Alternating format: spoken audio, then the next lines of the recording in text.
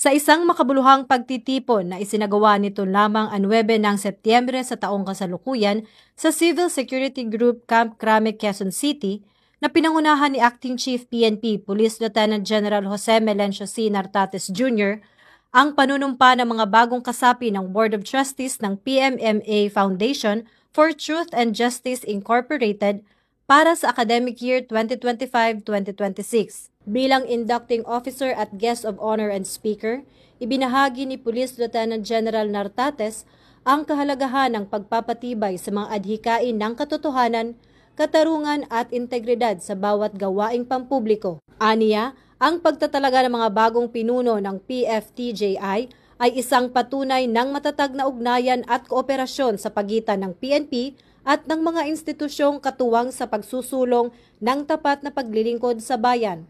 Sa panayam, ipinahayag ni Police Lieutenant General Nartates na hindi lamang tayo mga tagapagpatupad ng batas, tayo rin ay mga tagapangalaga ng katotohanan at dangal ng serbisyo publiko.